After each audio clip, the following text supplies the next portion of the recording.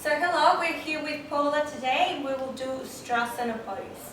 Ustrāsana pose is an introductory pose for any backbends, and you can use blocks in different levels. So this is the easiest level, and then you can change to different levels all the way until we don't need the blocks.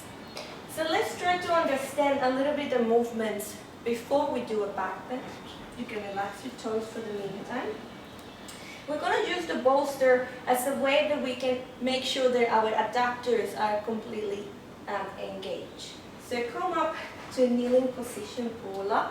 Ball is quite flexible, so just work towards your own level, at your own pace. Now, Paula, I want you to think that you're going to lift up the chest, so your rib cage, the 12 rib cage, and your iliac crest has a longer space. That's it.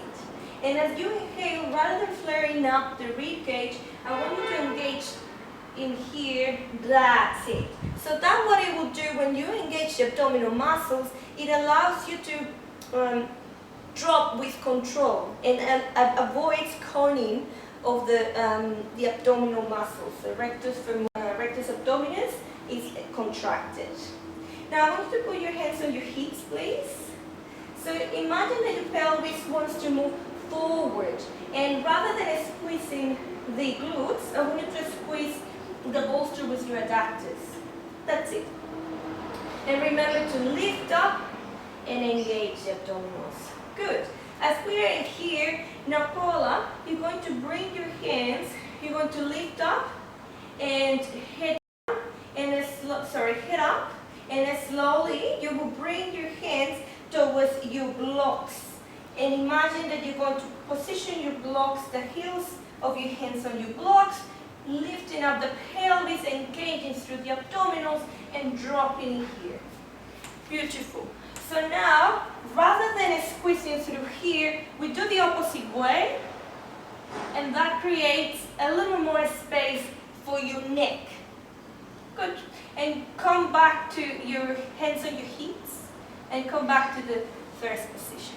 How did that feel, Paula? Good. Good. So then we will move on to the full expression.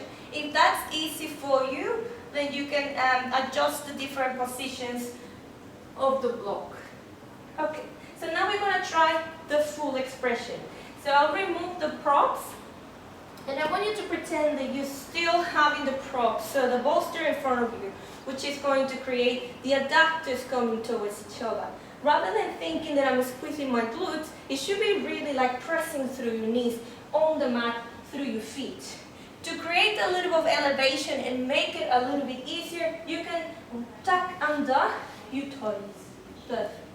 So again, deep inhale, we lift out of here, we close the rib cage, and we place the heel of our hands on the heel of our feet.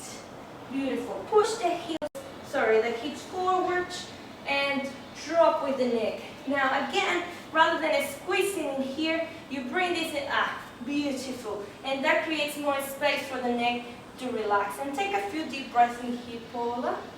If you feel completely comfortable, you can release the toes and bring the toes gently to relax on the mat. So you get into a deeper. Then you stay in there for a few breaths, for 5, for 4, for 3, for 2, and lastly for 1. Hands on your hips, and with control you come back to standing. Relax your toes. Good. So that was the full expression of Ustrāsana. Now that we've done Ustrāsana, because it's quite a deep back bend, but it's the foundation of most of the back bends, we will do the counter pose just to make sure that rather than we've gone all the way into hyperextension of the spine, we'll go into the opposite, which is flexion. So just sit down on the mat and straighten your legs. So any pose that has that hyperextension, you want to go to the opposite, which is the flexion of the spine. So deep inhalation in here, and exhale, fall forward, try to reach your toes. Good. And you just relax through the shoulders. Beautiful. In here. Again, one deep inhale, Exhale to go a little bit deeper. And that was Ustrāsana. Thank you